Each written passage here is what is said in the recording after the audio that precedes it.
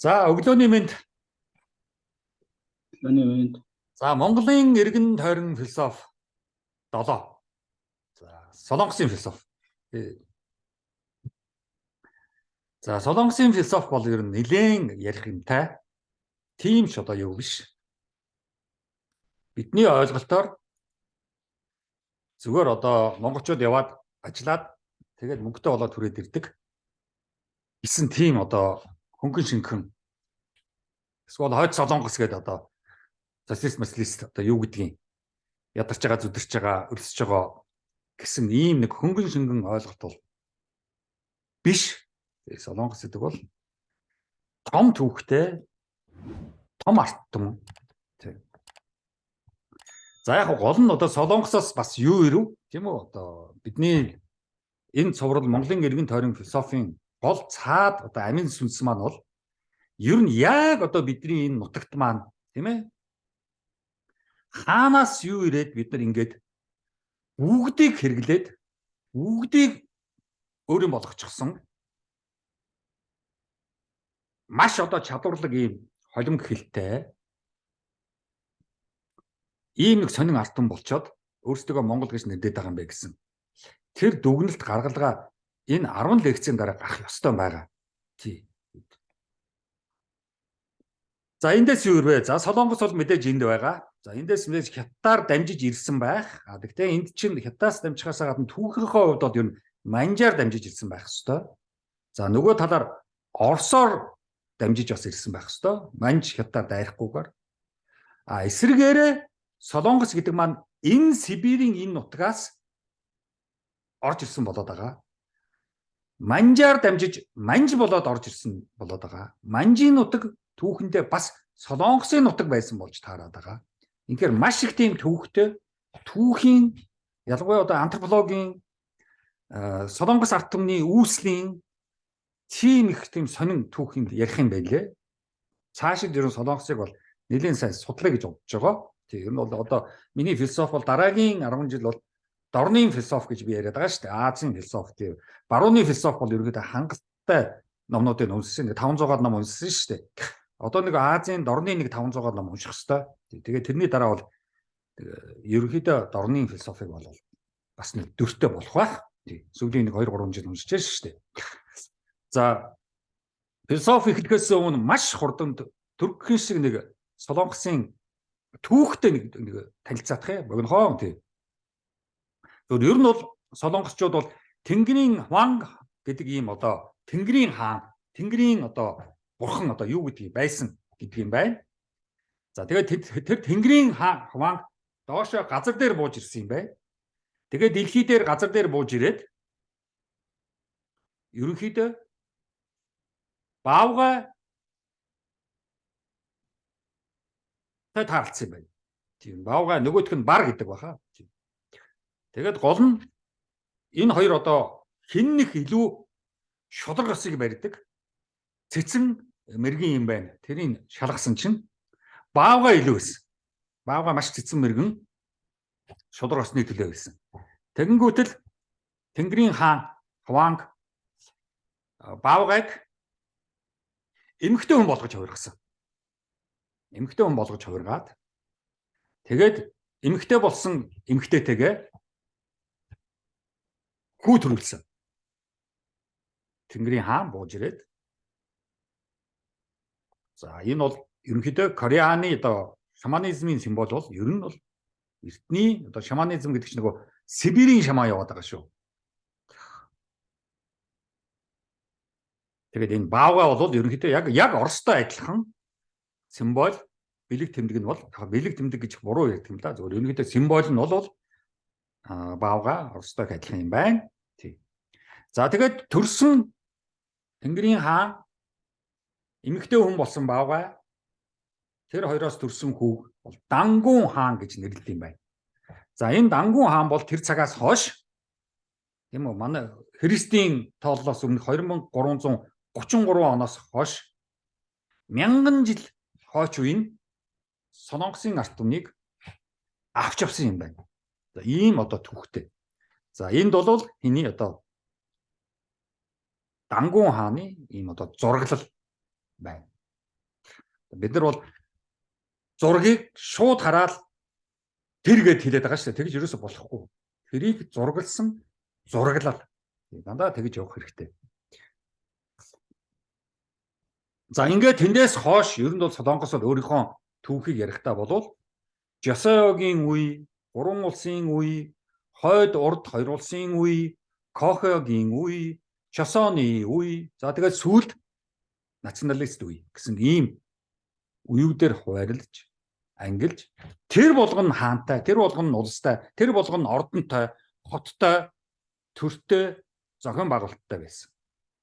Яг Хятадын хаадууд бас улсаа байгуулад символтой гарч ирдэг шиг. Зөвхөн Хятад хаадуудын хувьд бол харьцуулахад Солонгосын хаадууд бол нэгэн удаан байсан юм байна. Тийм, удаан хугацаагаар. Хятадын хаадууд бол ер нь дор дороо солигдоод байдаг байсан.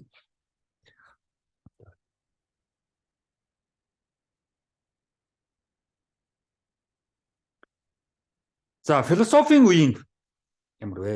Солонгосын Кореагийн тийм үү? Энэ арт түмний философи бол ерөнхийдөө энэтхэгийн буддизм Хятадын хүнс хоёроос маш их авсан юм байна. Тэгдэж философи үүссэн.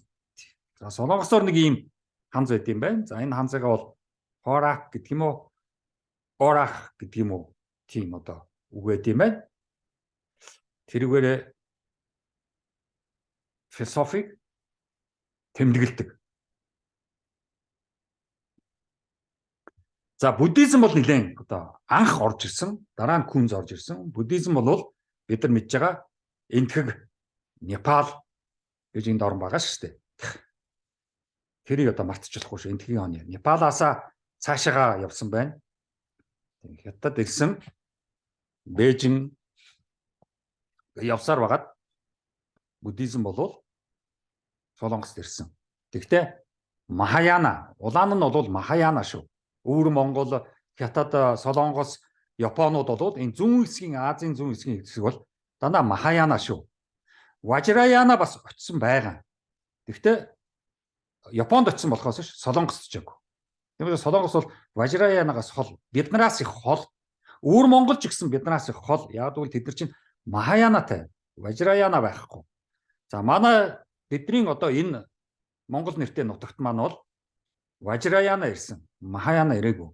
Тэгвэл Махаяна хятадуудаар дамжиж, манжуудаар дамжиж бас ирж ирсэн. Тэгвэл Монгол руу бол одоо монгол хэлтэй одоо биднэ гэсэн одоо арт түмэнд бол Важраяна ирээгүй. Тэгэхээр зүүн Азийн одоо буддизм руу бид нар орох нь байна шүү дээ. Тэгэхээр дандаа Махаяна ярина, Важраяна ярихгүй. За 613 он одоогоос одоо 1000 бид нар чи хэдэн он билээ 2020 он уу тий. Тэгэхээр одоо 1400-аад 1500-аад жилийн өмнө Хятадын буддист Шуанжан гэдэг нэг энэтхэг явж ирсэн кино фильм нэдэг шүү дээ. Тэрний дэргэд энэ Won Chok гэдэг философийн нэр нь Won Chok. Төрсөн дөрөнд бол арай өөр. Суралцсан юм байна. 613-аас 696 онд амьдарч байсан. Нэлээд урт наслсан. Ер нь бол философчид их урт насалдаг шүү дээ. Тий. Одоо би ч бас урт насчих болов гэж бодоод байгаа шүү дээ. Яа одоо хамаагүй мах хэдэд ахарч одоо тэгээд бас наслах юм билүү. Үгүй ч юм билүү. Бол байцаа хийдэг ёстой л доо. За Хятад төвд Солонгосын буддистууд харилцсан суралцсан. Тэг ер нь бол Хятад төвд Солонгос гурав болвол хоорондоо буддизмаар маш их холбогдсон. Тий. Нэг нэгнээс их суралцсан. За энэ тэнд үргэлжлүүлж тайлбар хийсэн. Ер нь бол буддизмыг ороод ирэхэд нь Хятадууд тайлбар хийгээд өөртөө буулгаж байгаа. Төвдүүд авангуудаа тайлбар хийгээд өөртөө буулгаж байгаа. Нөгөө тэ цонхова юу бол Солонгосууд бас Мончойкийн үеэс аваад өөрсдөө тайлбар хийж Солонгос болгосон. Солонгос хэл дээр болгосон. Төвдүүд аваад төвд хэл дээр болгосон. Хятадууд аваад Хятад хэл дээр болгосон. За энийг ажиглаад байхад яг Европуудтай адилхан. Европууд бас грекийн философиг аваад Франц, Англи, Герман, Италиуд ч хоорондоо Платон, Аристотелийн философиг хоорондоо яриад солилцоод өөрийн философи болгоод яваад байгаа шүү дээ. Тий, одоо Германы философи руу яваад орохоор жоохон байжгаад Платон, Аристотель яриад эхэлдэг байхгүй юу? Грек яриад эхэлдэг. Та нар одоо болж Германаа яриач гэрэл. Манай Германд олигтой философч байхгүй. Грекийн философч мундаг гэж солиорд эхэлдэг. Тэгэхээр энэ яг адилхан. Ерөөсө барууны тэр философийн хөгжил зүүн дорны философийн хөгжил хоёрт ямар ч ялгаа байхгүй. Зөвхөн анхдагч дээрээ ялгаатай. За тэрийг бол лекц болгон дээр би ерөнхийдөө тайлбарлаад яваад байгаа шүү дээ. Өнөөдөр бас баруун өрн дорны философийн ялгааг нэг жоохон тайлбарлана. Тийм. Нэг учир зүггүй нэг гадуурхаад арьс өнгөний үзэл бол гаргаад иж болохгүй. Тийм. За Вон Чойк бол ерөнхийдөө зөвхөн ухаан л гэсэн. Ерөөсө бидний бүх ойлголт, бидний бүх энэ хорвоо ертөнц бодит байдал юу гэдгийг эндээс л гаралтай шүү гэсэн. Тэгэхээр ухаан л чухал гэсэн. Амар. Маш гоё. За Ариа Самдан Нирмакана гэдэг юм судар байдаг юм байна. За тэр одоо юунаас энтгэгээс ирсэн буддын шашны том судар Ариа Самдан гэсэн. За энэ Ариа Самдан сударт бол тайлбар хийсэн. Ийм сүрхий шууд аваад шүтээд тэгээд санскрит хэлээр явчаагүй. Өөрөөсөө буулгаж аваад тэрэнд үнэлэлт дүгнэлт өгөөд тэгээ явсан. За энэ Ариа Самдан сударт бол ерөнхийдөө Буддагаас Майдар асуусан асуултууд бичигдсэн. Тийм. Майдар одоо грекийн философч бас тийм байдаг шүү, тийм үү? Платон, Сократесын ярилцлага байдаг шүү дээ. Асуулт хариултууд. Яг тэрнтэй адилхан. Буддагаас Майдар Будда бурхнаасаа асуултууд асуугаад тэгээд Будда түүнд нь хариулсан. За энэ хариулсан тэр том одоо зузаан судруудыг бол Ариа Самдан Нирмакана гэж нэрлэдэг юм байна. Тийм. Гайхалтай. За тэнд одоо юу бичигдсэн болоо гэж судлах юм бол 10 жил хэрэгтэй. Тэгмээс одоо тэр юуны төвдийн лам нар, энтгийн лам нар, хятадын лам нар чинь 10 жил 20 жил тэр юмнуудаа уншиж байгаа байхгүй юу? Бид нар чинь нэг юм итгэхэд аймгийн заа нөхөр хамблан болчихсон явж байгаа шүү дээ. Тэгэхээр тэр одоо зузаан тавиур дээр дүүрсэн тэр олон судруудыг чинь уншиж одоо Будда Майдар хоёр хоорондоо юу ярьсан бэ гэдгийг судлахын тулд 10 жил хэрэгтэй.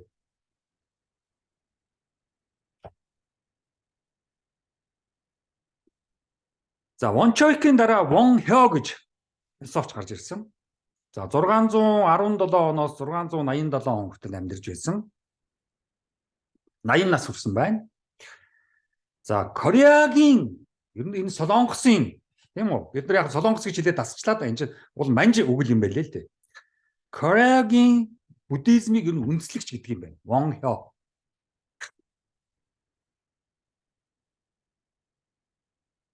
Тэр үед бол ерөнхийдөө Хятад, Кореа, Япон, Вьетнамын зүүн Азийн философи үүсэж эхэлж ирсэн юм байна. Тэгэхээр бид нар зүүн Азийн философиг ярина гэвэл Вьетнам, Япон, Кореа, Хятад гэсэн дөрвөн арт түмнийг ярина. За 80 гаруй ажил бичсэн. Би Чэ Өсгөн орхицсан байна. Маш их юм бичсэн хүн.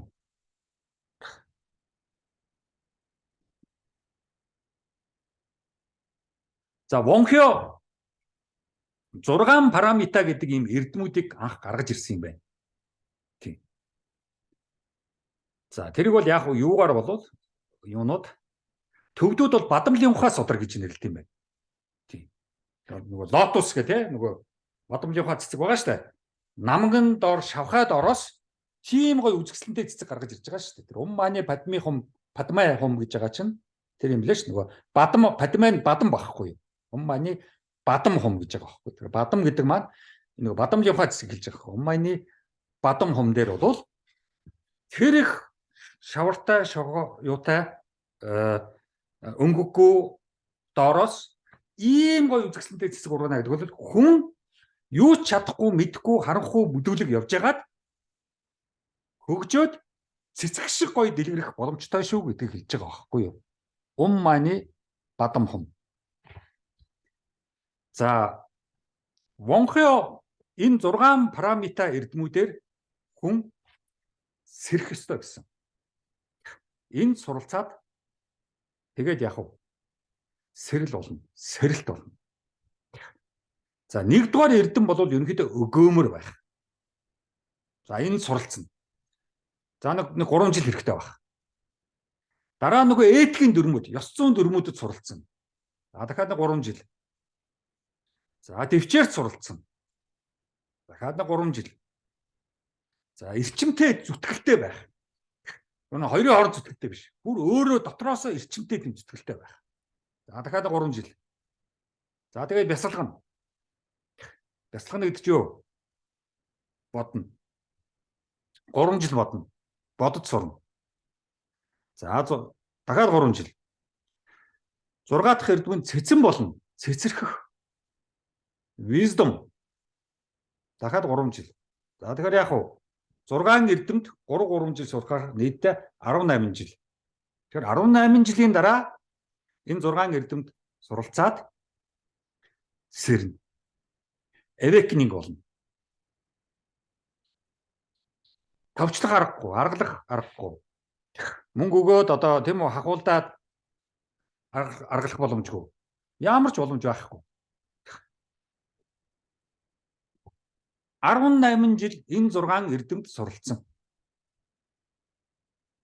Нэс энэ зүгээр нэг тэнэг амнаас гарчдаг үгнүүд биш. Айгу өгөөмөртэй, айгу төвчээртэй те, айгу тийм бясалгадаг, айгу зүтгэлтэй те тийм байхгүй. Энэ бол зүгээр хоосон үг агаарт цацж байгаа. А үнэхээр тэр эрдэм суралцсан гэвэл энэ 6 эрдэм суралцахад 16 жил хэрэгтэй, 18 жил хэрэгтэй. Тэгээд тэр одоо нэг ламнар гэдэг юм уу, философч гэдэг юм оюуны хүмүүс чинь маш их хугацаа энд зарцуулдаг чи аргагүй байхгүй. Одоо би чинь 17 оны намар Монголд ирээд өнөөдөр хэдэн онд тий 15 6 жил философч шүү дээ. Тий. Өөр арга байхгүй. За Вонхогийн дараагийн 10 эрдэмт бас суралцах хэрэгтэй гэдэг юм байна. Тэр нөгөө Theravadaгийн эрдэм. Төрөөнийх бол Бадамжийн ухаагийн судард байсан 6 эрдэм байсан. Одоо бол бүр 10 эрдэм явж байгаа. Тий. За тэр нь бол нөгөө Theravadад сэрэх том сэрэлт. За энэ 10 бол төрөүний нөгөө өгөөмөр, өглөгч байх. За этиктэй байх. Өөрөө татгалцах энэ дээр одоо нэмэгдэж ирж байгаа шүү. Юмнаас өөрөө татгалцах. Цэцэрхэх. Энэ дээр хүчтэй хүсэл орж ирж байгаа. Нөгөө 6 дээр чинь нэмэгдээд. За төвчээр бол байж байгаа. Үннийг барих бас орж ирж байгаа. Шийдвэртэй байх бас ороод ирж. Юмд сэтгэл гаргах. Өөртөө төвлөрсөн нөгөө бясалгал явж байгаа. За энэ 10 одоо эрдэмт суралцахын тулд за бүгдээрээ одоо хэдв 3 жил гэх юм бол 30 жил. 30 жилийн дараа 10 эрдэмт Парамитагийн 10 эрдэмт суралцаад тэгээд сэрнэ. Сэрэлт болно. Тэгэхээр өнөөхдөө нэг 20 настайгаас энэ 10 эрдэмт суралцах юм бол 30 жилийн дараа гэдэг чинь 50 настай. Тэгээ 50 настайдаа сэрж байгаа байхгүй юу? Болоош штэ. Тэ? За нэг 20 настайдаагаас эхэлдэ за зарим нь яах вэ? Явсаар байгаа нэг 30 настайгаас эхэлж бас болно л доо. Амжихгүй байсаар байгаа. Сургууль соёл аваа хөөхд хоол мөнгө төгрөгч гэдэг үү яадаг нэг жоохон 30 нас хүртэл алиалж агаад. Тэгээ 30 наснаас хойш энэ 10 эрдэмт суралцаад 60 настайдаа сэрж бас болно. Ийм том юмнуудыг бид нар зүгээр нэг сүм бариад нэг шар дойл өмсөөл ирэх зүгээл тэгэл нэг жоохон мань уншаал болчих гээд байгаа байхгүй боломжгүй. Тийм. Тэгэхээр манад энэ лам шашин энэ буддизм бүтлгүүтээд байгаа нь аргагүй. Би ч нөгөө философч хүн учраас философийн сэдвийг маш их сонирхож явдаг. Тэрийг одоо хүмүүст шеэрлж тараах нэг зүнших муу номоор дамжуулж явдаг. Уран зохиолч философиг гоёор гаргаж ирдэг байхгүй юу? Дөрүүдтэй, тийм үү? Сайн талын дөрүүдтэй, эсрэг талын дөрүүдтэй, амьдралын бүх асуудал роман дотор явагддаг литератур, уран зохиолч тэргээр их гоё байдаг байхгүй юу? Философч шууд ингэж хэлэхэд хэцүү байдаг. Уран зохиолч аз жаргал гэдэг юу юм бэ? Хайр дурлал гэдэг юу юм бэ? Зүй явдал гэж юу юм бэ? Атаархал гэж юу юм бэ? Сэтгэлийн хөдөлгөөн гэж юу юм бэ? Мэдрэмж гэж юу юм бэ? Хүний хувийн санаа гэж юу юм бэ? Бодол гэж юу юм бэ? Тэр бүгдийг уран зохиолч илэрхийлээд байдаг байхгүй юу? Тэнгээс уран зохиолоос хүн маш их юм сурч чаддаг. Яг л сүүлийн үед монголчууд чинь Япон их явдаг болчихлоо. Өмнө Солонгос их явдаг болчихлоо. За хятад бол одоо бүгдээр явж байгаа шүү дээ. Тэгэхээр арга гарын авлага маягаар би энэ романуудыг орчуулсан байхгүй. Ер нь энэ арт түмнүүд рүү монголчууд явахдаа онгоцсон дотор Япон явахдаа Японы романыг уншиж, Сеул явахдаа Өмнө Солонгосын романыг уншиж, Хятад явахдаа зохиолыг уншиж. Тэр зохиол дотор хятадын зохиол дотор хятадуудтай танилцсан баг. Солонгосуудын зохиол дотор солонгосуудтай танилцсан баг. Ямар хүмүүс. Японы номонд Япон хүнтэй танилцсан баг. Тэгээс шууд одоо очиод Япон хүнтэй танилцж чадахгүй шүү дээ. Яг өөртөө таарсан хүнд нэг бол дуртай дургуй нүрнэ, нэг бол баярлна, сайн хүнтэй таарчих юм бол тэгэл болоо шүү дээ. Хувийн юм л явж байгаа шүү дээ. Яг ямар арт түмэн юм бэ? Эдний цаана нь эдний амин сүнс нь юу юм? Эдний хүсэл мөрөөдөл нь юу юм? Эдний дуртай юм нь юу юм? Дургуй юм нь юу юм? Хүнтэй яаж харьцдаг? Ямар сэтгэл зүйтэй юм? Тэрийг зохиолоос мэдээд авчдаг.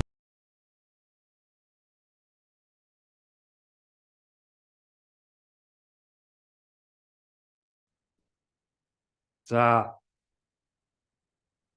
Вончо Вонхё хоёрын дараа Божо Жинул гэж одоо Жинул гэж нэртэй яг Божо гэдгээрээ алдартай юм байлээ.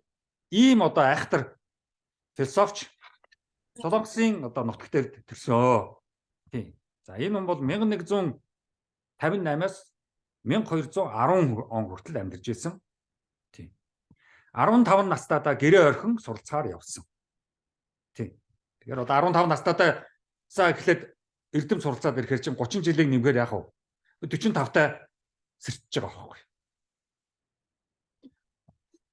За буддизмыг бол маш их дэлгэрүүлсэн. Бүр одоо сүм хэдийн төвшөнд маш том төвшөнд дэлгэрүүлсэн. За эссенцийн онолч. За Божо Жинул гэж одоо ийм одоо философч. За буддизмын сүм энэ нэг юунд байдаг шүү дээ. Юунд Сеул хотод байдаг. Том. Маш одоо цэвэрхэн хүмүүс ингээд ордгоо. Энэ дотор лам нар бүх хүмүүс ингээд ажиллаад номоо уншаад эрдэмэндээ суралцаад байж байгаа. Нөгөө 6 эрдэм, нөгөө 10 эрдэмийг л суралцж байгаа шүү дээ энэ дотор. Өөр юу хийх юм? Төвчээр суралцж байгаа. Өгөөмөрт суралцж байгаа. Ёс суртахуунд суралцж байгаа. Уншиж байгаа юмнууд нь дандаа тийм юмнууд. Энд чинь нэг Юрусын, Ичидийн дээгүүр хүнээс тустай юм байхгүй шүү дээ. Нийгмээс тустай юм байхгүй шүү дээ. Үнэхээр 30 жил 10 эрдэм суралцсан бол одоо тэгээ тэр үнтэй ярих ширэггүй. За эссенцийн онол руу оръё. За эссенцийн онол бол нэгэн тийм философийн ойлголт явж байгаа. Ер нь бол тийм. Яагаад эссенцийг яриад байгаа юм бэ гэвэл ер нь бол эссенц гэдэг үг бол бид нар бол яг мөн чанар гэдээ орчуулчихдаг. Гэтэ арай биш. Ер нь бол яг юмны шим, үр шим хамгийн хэрэгтэйгийн шүүгээд авчихсан гэсэн тийм ойлголт явж байгаа шүү дээ. Тийм. Тэгэхээр өөрөөр хэлбэл альва нэг ном байла, альва нэг хүний яриа байла, альва нэг онол байла, юу байдгийг тэрнээс хамгийн хэрэгтэйгийн авах тэр чадвар. Тэрнтэй адилхан бодит байдал гэж юу вэ гэдгийг ойлгож бодит байдлыг мэдэж авах. Маш хэцүү. Тий. Чэ Йонг гэдэг байгаа байхгүй юу? Тэр нь болохоор Чэ нь онол, Йонг нь үйл. Тий. Өөрөөр хэлбэл бид нар туйлын абсолют бодит байдлыг мэдхэд маш хэцүү. Нэм бодит байдал байхгүй юу? Маш хэцүү. Яг бол бодит байдал руу ороод ирэхээр өөрийн хандлага, сэтгэлийн хөдөлгөөн янз бүрийн юмнууд олждаг байхгүй юу? Тэгээ бодит байдлыг бид нар яг цэврээр хүлээж авч чаддаггүй байхгүй юу? Монголын бодит байдлыг хүн болгоо өөр юм ярина. Хүн болгоны сэтгэлийн хөдөлгөөн, хандлага, өчнөө юм мэдрэмж одоо юу байдгийг уншсан ном уншаагүй, сонссон ирээ төрөнд итгэж гисэн, үнэмшиж гисэн баах юмнууд холилдоод бодит байдал замхарчдаг байхгүй. Тэгвэл хувийн л сэтгэл болоо явчихдаг байхгүй. Одоо манай энэ шүлэг өчтөг хүмүүс шүү, яруу найрагч энэ. Тэд нар ч юм бол дандаа хувийнхаа сэтгэлийг хичээд байгаа байхгүй. Бодит байдал амьдрал тийм биш байхгүй.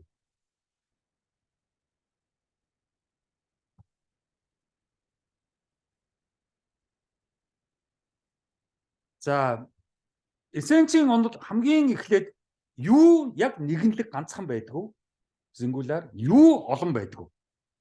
Тэрийг ялгаж салгана. Дараа нь энэ хоёр юугаараа адилхан? Юугаараа ялгаатай? Ялгац салгана. Дараа нь партикуляр ба универсал гэж яриад. Өөрөөр универсал гэдэг нь нийтэд хүчинтэй, дэлхийд хүчинтэй гэсэн ойлголт явж байгаа. А партикуляр гэдэг нь тухайн тэр арт түмэнд л хүчинтэй. Тухайн тэр үндэстэнд л хүчинтэй гэсэн ойлголт явж байгаа. За нөгөөх нь болохоор абсолют ба тусгал гэсэн ойлголт явж байгаа.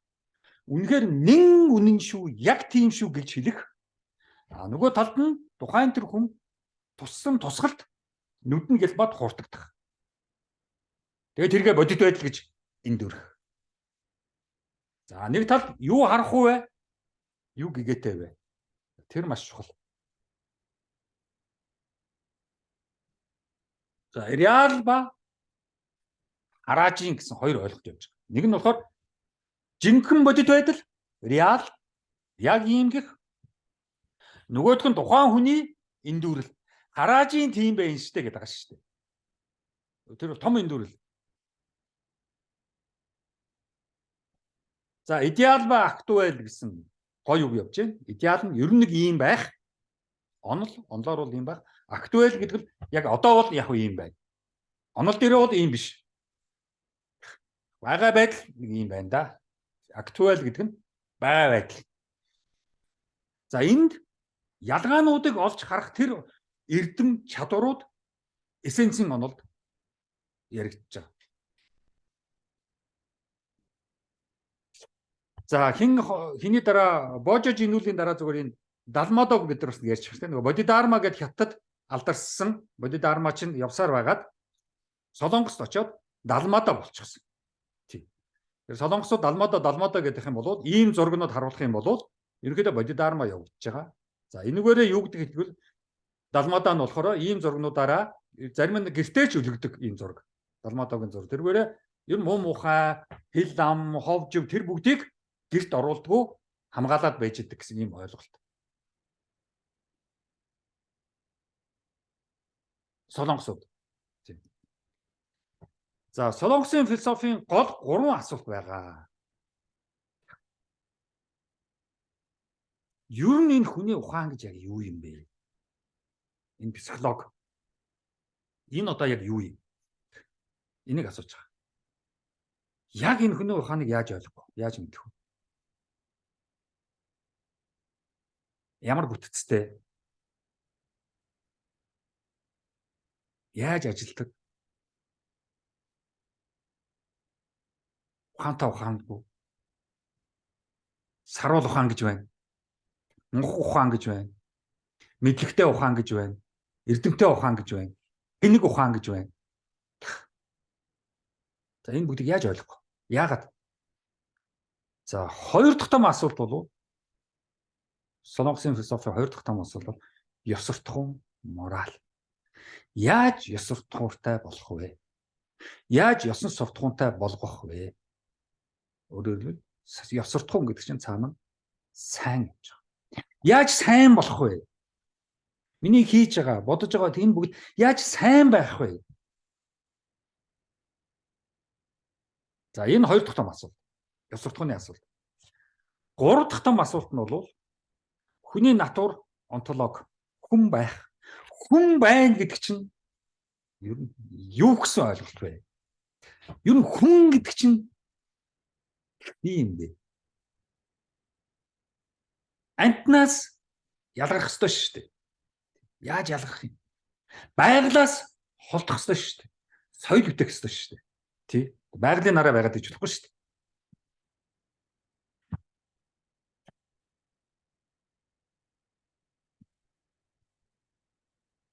За ийм 3 асуулт. Хүн гэдэг эцсийн эцэст хэм юм бэ? Ёс суртахуун гэдэг эцсийн эцэст юу юм бэ?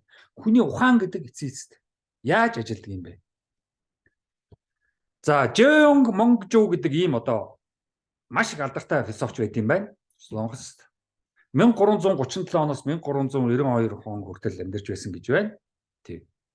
За энэ ярьж байгаа энэ философчдын үед Солонгос орн хаантай, ордонтой аж амьдрал ингээд явагдчихсэн шүү. Тийм. Хүний нийгмийн амьдрал хэдийнэ үүсчихсэн байсан.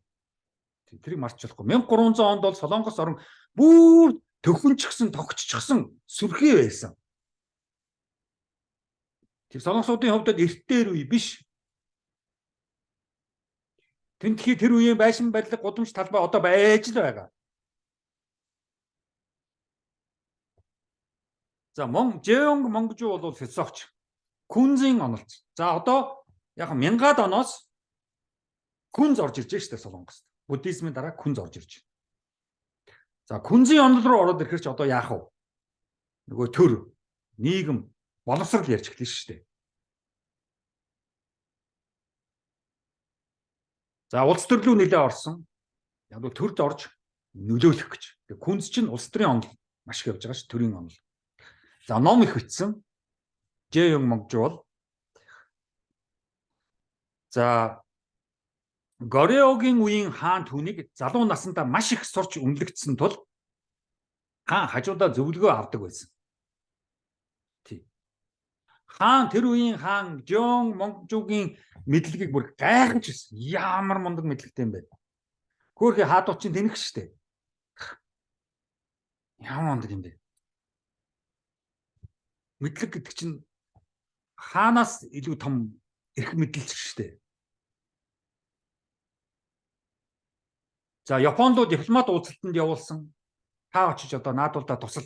Наад манай нэг яама амны төрийн нэг гачин юмнууд чинь очиод олигтой ярьж чадахгүй. Очиж тусал. Хятадын Юан улс руу явсан. Юан гэж Хятадын ста том орн байлаа шүү дээ. Тийм. Том улс байсан. За Юан улс руу очиод Юан улстай улс төрийн нарийн ширийн ээдрээтэй асуудлуудыг очиж яасан шийдэхэд оролцсон. Бас хаан тийш явуулсан. Хятадтай сайхан яриад уулзаад тэгээд чи тэртээ рүү күнзийн онлын мэдэх юм чи сайхан уулзаж ярилцж хагаад манай нөхдүүд манай энэ хааны ордныхан Хятадтай олигтой ярьж чадахгүй. Наагуурчин сайдууд майдууд гэсэн төрийн амьгүй албатууд дүүрэн удлаа албан тушаалаас сайшгүй наад болж байна. Тийм. Чийл явж тусал. Ингээд яасан Хятад руу явж янз бүрийн гэрээ хэлцээд оролцож. Тэр үед чинь Япон, Хятад, Солонгос гурав бол гуруулга маш их дипломат харилцаагаар нэгнийхээ оршин тогтнол, нэгнийхээ аж амьдралыг хүндтгэж ирсэн. Өнөөдрөөс шал өөр байсан. За Жеонг Монгжугийн гоё юм шүлэг байд юм байна. Тэ? Ер нь бол маш их философитой үнэнж, арт мөндөө үнэнж, эх орондоо үнэнж хүн байсан. Тэр нь бол ерөөсөө тэгэл бүхэл амьдралынхын дурш өөрчлөгдөв. Гайхамшигтай. Хүн философч хүн арт мөндөө эх орондоо хайртай тэднэртэй үнэнж байна гэдэг бол энэ Жеонг Монгжугийн одоо жишээ. За шүлэг нь энэ дөрвөн мөртөө бол яг ингэж итсэн байт юм байна. Тийм би англи, герман хэлээр харж агаад монгол хэл рүү буулгах гэж оролцсон. Энэ нөгөө юу гэж би чи солонгосоор уншиж чадахгүй. Тэгээ солонгос хэл ойлгохгүй шүү дээ. Англи, герман хоёроор орж ирж байгаа шүү дээ. Мэдлэг рүү. За миний би 100 удаач өгч болно. Миний цагаан яснууд тоосонцорч болж болно. Миний амин би юу ч биш болж болно. Гэхдээ миний үнэнч зүрх хизээч өгөхгүй гэж байгаа юм. Эх орон арт мөндөө тэр үнэнч зүрх маань хизээч өгөхгүй гэж байгаа юм. Гайхамшигтай.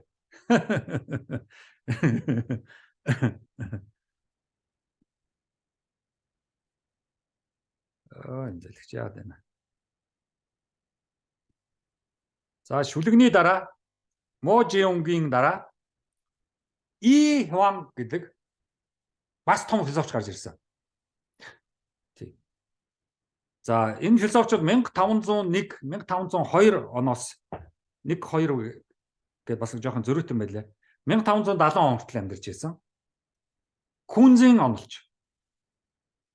За онолчныхын нэр нь бол Тогио гэдэг юм байна. Тий, ер нь бол энэ солонгосууд чинь бичгийн хэл маш их хөгжсөн учраас тийм арт түмэн бол ер нь нэг тийм энгийн нэг бичгийн хэлтэй дээшгээ оюуны төвшөнд, онлайн төвшөнд, номын төвшөнд гэдэг бүр шал өөр юм байна. Тийм. Бичгийн хэл маш их хөгжсөн. Бид нар чинь бичгийн хэл байхгүй шүү дээ. Бид нар чинь зөвхөн ярианы хэл, яриагаа бичиг болгоод байгаа шүү дээ. Тэгэхээр тэр чинь болохгүй байхгүй юу? Тий. 35 үсэг мэдээл тэгэл мундаг болох гээд байгаа шүү дээ. Тэр чинь бүтэхгүй. Тий. За Кун Тогио гэдгээр алдарсан юм байна. Тиймээс Тогио гэдэг нь онлын философч нэр нь явж байгаа байхгүй юу? Тий. Одоо төрсөн нэр бол нэг чухал биш шүү дээ. Тий. Ард түмнөөс ямар нэр хүндлэл авсан тэр айгүй чухал байхгүй юу? Гэхдээ төрөөс биш шүү. Энд чинь төрөөс шагнал аваад төрийн шагнал авцсан тийм балан амтан биш шүү. Ард түмнөөс тэр өргөмжлөлийг авч байгаа шүү. За 23 настайдаа суралцахаар явсан. Ер нь бол одоо бид нар бас харж байгаа шүү дээ 15 настайдаа 23 настайдаа ингээд бүгд яадаг гэрээ ороход суралцахаар явдаг байхгүй юу. Гэхдээ ээж аав нь хоолны мөнгө өгнө шүү дээ. Тэгээс одоо яадгийн хоол олж идэх гараа явж байгаа юм биш шүү дээ. Суралцахаар явж байгаа. За 33 настайдаа Кунзийн бүх шалгалтуудыг давсан. 10 жил уншиж ээж давж шít. 10 жилийн дараа. За тэгээд хичээл заах эрхтэй болсон. Тийм маач одоо ингээл лекц зарлаад лекц уншаад эхэлж байгаа шүү дээ. Тийм юу ч сураагүй. Ямар ч ном уншаагүй, ямар ч ном бичээгүй. Тэгээ шууд лекц уншаал.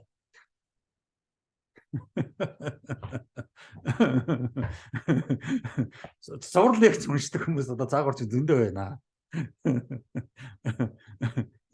Нөгөө нэг хингээд нэг хүнд гарчин постмодернизм хосоо ямрыг нэг Боливийн зохиолч мохолчийн лекц мэгц шинжлэх ухааны актын дээр уншинч гэж.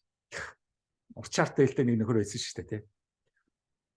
За 33 настайдаа хичээл заах хэрэгтэй болсон.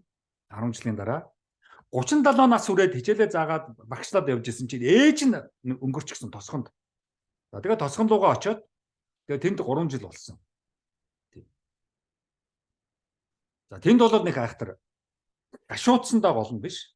Хороо ертөнцийн үхэл гэдэгтээ ингээд танилцсан. Хүн гэдэг чинь ингээд үхдэг. Бүгд хязгаартай. Гашуудаагүй шүү. Гашуудах бол ер нь жоохон философчийн хувьд бол тэнэглэл шүү. Тэр чинь сэтгэлийн хөдөлгөөн байхгүй юу? Одоо хүмүүс тийм үү? Ээж нь одоо би одоо манай ээж өнгөрчих юм бол би оршуулган дээр нь өөлөхгүй шүү дээ. Гашуудахгүй шүү дээ. Нөгөө нод молор идэх яасан хөтөө юм бэ гэж хэлж болохгүй шүү дээ. Яа тий амьдрал бол юм байдаг. Явах цаг нь болсон байна. Явлаа. Тэр л жоо байхгүй юу? Яс одоо бүгдээрээ л тэгэл явцгаан шүү дээ. Гой газар руу явна шүү дээ. За тэгээд осгондоо очиод 3 жил болж байжгаад 37 дээр 3 нэмэхээр 40 настайдаа буцаад сургуульдаа ирж хичээлээ заасан. Багшилсан. За энэ Токио гэдэг энэ Иванги болоод ерөнхийдөө юм юуны 1000 вон дээр бол зураг нь байд юм байна. Маш хүндэлдэг юм байна. Солонгосууд. За юунууд болохоор бүр юм хөшөө нүртэл байдаг юм байна. Тэр нь философч хүний одоо хөшөөг босгодог. Яг л одоо энтхэг хятад ард түмнүүдтэй адилхан, арабын ард түмнүүдтэй адилхан, персийн ард түмнүүдтэй адилхан философчхон хөшөөг босгодог. Одоо би чи ингээд ийшээ машинтай ингээд гараал явхаар 10 хэр өнгөрөөл явж байхад баахан мордын хөшөө байдаг шүү дээ. Манай ч одоо ингээд морины хөшөө. За хөвсгөлийн мөрөнд очихоор гурван бүхий хөшөө. Тий, оосод очисон чинь баян мөнхий хөшөөж байж ах шиг. Тэгэхээр бид нар бол бүх морь хоёрынхон хөшөөг босгодог. Тий. Солонгос, Хятад, Перс, Арабууд бол философчлынхаа хөшөөг босгодог юм байна. За, Токио ба түүний философи. За, Токио бол айхтар өө. Токиогийн философи бол том философи.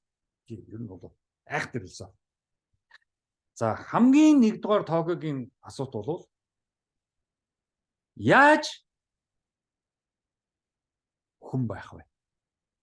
Одоо бид зүгээр хүн бай гэж нэг юм хан дээр бичээд тэгэл хүн шиг байчих нь гэж бодоод байгаа шүү дээ. Үгүй шүү дээ. Хүн байна. Хүн шиг байхын тулд хүн болно гэдэг чинь 30 жил. Өөр арга байхгүй. 30 жилээс нааш 30 жил суралцж байж хүн болно. Төрөүний нөгөө 10 эрдэмт суралцсан. Тэрнээс одоо тийм үү болохгүй юм гэж байхгүй гэж болгочдөг ч юм уу. Эсвэл одоо санааных хүсвэл болно штэ ч гэдэг юм уу. Тэр ямар ч хамаагүй. Тийм хоосон үгнүүд ерөөс хэрэггүй.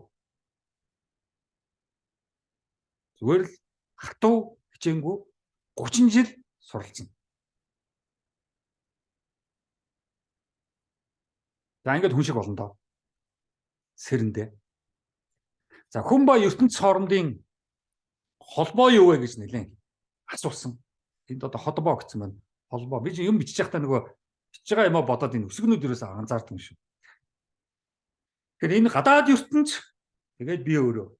Энэ гадаад ертөнц бит хоёрын хоорондын холбоо юу вэ? Юугаар би холбогдож байна вэ? Би цэвэр ганцаараа хувь бодоод хувийн байх ямар ч боломжгүй шүү дээ. Хувийн одоо юу гэдгийг ямар ч боломжгүй. Гадаад ертөнцтэйгээ дандаа нааш цааш явна шүү дээ. Би ч өөрөө бас нэг ертөнц. За зөвхөн хичээл заагаад өөрөөр амьдраагүй.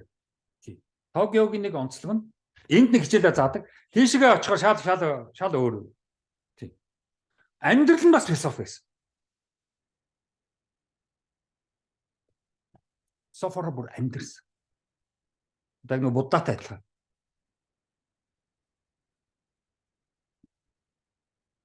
За Сунгён Гуан гэдэг ийм университет их сургууль байт юм байна. 1398 онд үүссэн.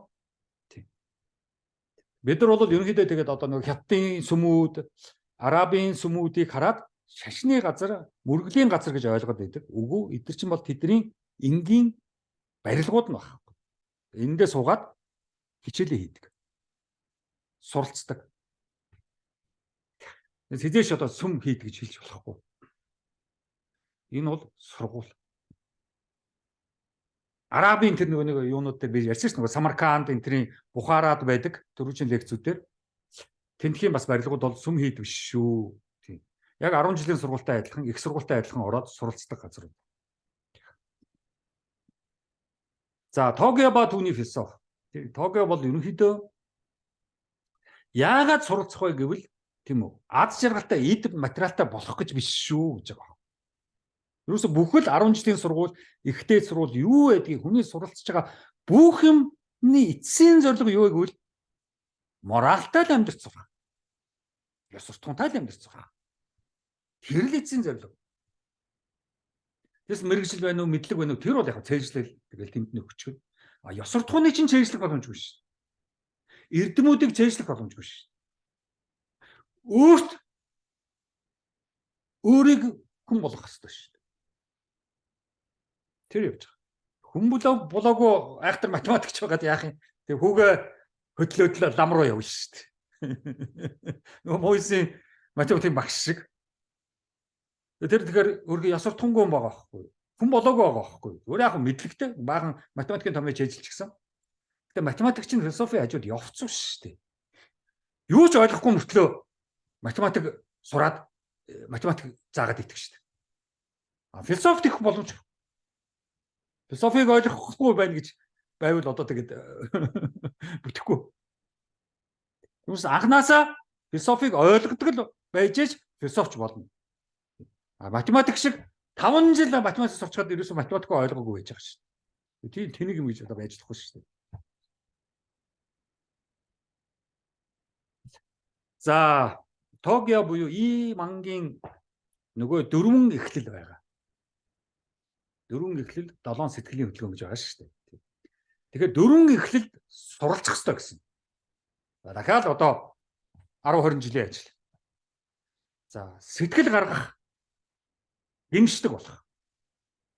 Энэ бол хүн болохын эхлэл гэсэн. Чи бас гимшдэг юм уу чи? Оолдоо. Чи бас сэтгэл гаргадаг юм аа? Оолдоо. Тэ танихгүй хүмүүст ч дээ. Ээж аав юм хамаатан садан гэрийнхэндээ биш.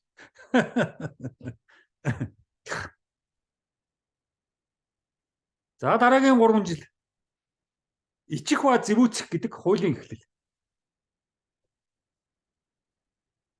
За дараа нь хүндлэх, буулт хийх. Соёлтойгийн эхлэл. За энэ дөрвөн эхлэлд одоо суралцах хэрэгтэй. Зөв. Энэ зөв. Энэ буруу гэж чадах цэцэн болохын эхлэл. Тэрнээс одоо тийм үү? Тийм. Хүн болгон өөр шүү дээ. Миний өнцгөөс харахад зөв. Тийм. Чамд буруу байдаг юм байгаа ч надад зөв л байж шүү дээ. Тийм юм байхгүй. Зөв, хатуу зөв, буруу, хатуу буруу. Нийгэмд байх ёстой. За, дөрвөн эхлэл. Дөрвөн эхлэлийн дараа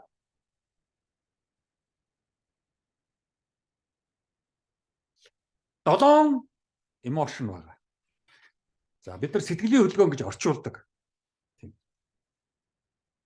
За, эмошноос энэ долоон эмошноос яаж ангижрах вэ? Дахиад 20 жил. За, баярлахаас яаж ангижрах вэ? Нэг баярлдаг хүмүүс байна шүү дээ. Эннээс яаж ангижрах вэ? Уурлах. Уурлахаас яаж ангижрах вэ? 3 жил. За тэгэхээр 6 жил. Дараагийн 3 жил нь гашуудахаас яаж ангижрах вэ? Юундаа гашуудаад байгаа юм? Тийм, гашуудах юмрос юу ч байхгүй.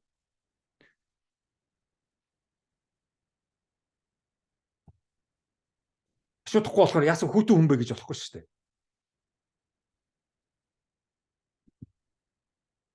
Экзистенциализмын бүр онолчтой номнууд хүртэл байдаг шүү дээ. Тэрэн дээр энийг маш их ярьдаг шүү дээ. Айдсаас яаж ангижрах вэ? Айх биш шүү. Айдас. Айх айдас хоёр шиг шал өөр. Яг энэ байгаа энэ хажуу талд байгаа. Нас бол хүн айж болно. Тийм үү? Амтнаас ч юм уу, юу гэх юм, юунаас ч юм ингээд айж болно. Айц гэдэг чинь яана айгаад байна байхгүй юу? Чи юунаас айгаад байгаа? Айгаад байна шүү дээ. Харах угаас айгаад байна шүү дээ. Тэр гадаадын тэр хүнээс айгаад байна шүү дээ. Тэр орноос айгаад байна шүү дээ. Яна дайн болох байхаа айгаад байна шүү дээ. Дэлхийн 3 дугаар дайн болох байх айгаад байна шүү дээ. Тэр айц. Ийм хэрэггүй хогийн айцуудаас ангижрах. Дагаад 3 жил. Хайраас ангижрах. Хайр гэдэг бол осолтой. Хайр гэдэг бол хүнийг балдаж биднэ. Хайраас болж өөрийгөө балж мэднэ. Хайраас болж хажуугийнхаа хүмүүсийг балж мэднэ. Хайраас болж хүүхдээ балж мэднэ. Ёс суртахуун чухал байхгүй.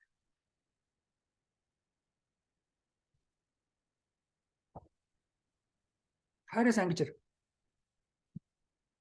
Хайраа гэдэг байгаа шүү дээ. Гэмт хэрэгтэнд тахгүй. Үзэн ядхаас ангижрах хэвээр. Муусаа хожаа нарч гэдэг юм. Муусаа орсууд. Амуу Германы фашистууд юу гэдэг юм? Арабын алан хятагч террористууд ч гэсэн. Тэр террорист гэсэн хүн байхгүй шүү дээ. Энэ оруудад террорист гэсэн хүн байхгүй. Энэ үзэн ядлуудаас ангижрах. Дахиад 3 жил. За дур тачаалаас ангижрах. Нөгөө юу явж байгаа нөгөө хард амиг одоо юу байдгийг. Тийм ээ? За тэгээд одоо нөгөө порно сексийн гаж үзэгдлүүд. Эрэгтэй хүүгүүдийн хэлийг нь долоох.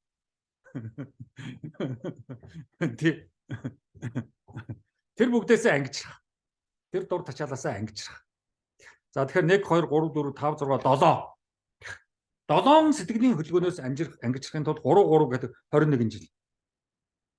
За яг нэг нь асаад 20 жил. 20 жилийн дараа суралцсны дараа ангижрнаа. Тэгвэл цагт тэгэл энэ сэтгэлийн хөдөлгөөнөөр эмошнороо яваал тэгэл одоо хүнд ч гай болоод өөртөө ч гай болоод нийгэмд ч гай болоод улс оронд ч гай болоод явна шүү. За Токио бол ерөнхийдөө Күнзийн академи гэдгийг бүр байгуулсан юм байна. Токио. Тэгээ одоо өнөөдөр ингээд сайхан засварлаад гоё болгоцсон юм байна. Шинжлээд. Энэ бол Токиогийн Күнзийн академи. Бид нар энийг сүм хэд гэж ойлгож болохгүй шүү. Шашны газар гэж ойлгож болохгүй шүү. Нөгөө саяны сэтгэлийн 7 хөдөлгөөнөөсөө салах гэж, ангиржих гэж дасгал сургууль хийдэг газар. Энэ дотор 20 жил болсны дараа 7 сэтгэлийн хөдөлгөөнөөсөө ангиж ирнэ.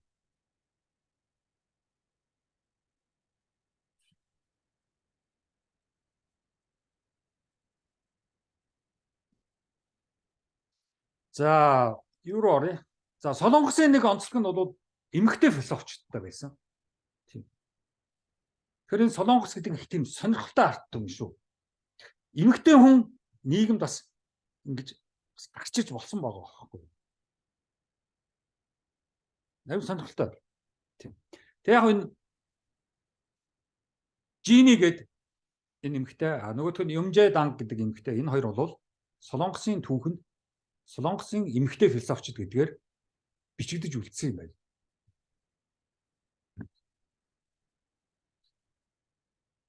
За, Жинигийн энэ зураглал байна. За, Жини бол ерөнхийдөө маш их үзэсгэлэнтэй эмэгтэй байсан юм байна. Тэгээд дээр нь ухаан маш хөгжиж гисэн. Маш оюунлаг. Тэгэхээр би ухаан хоёр хосолж байгаа байхгүй. Ин янг хоёр хосолж штэ. Энэ янг чинь ухаан бие гэж байгаа штэ. Тэгэхээр энэ хоёрын хостол байхгүй. Зөвхөн царайлаг ухаан муутай биш. Зөвхөн ухаантай царай хөрхий хэцүү биш. Тий. Тэгэхээр энэгээр маш их Солонгосын арт түмэнд тухайн үед шүтгдсэн.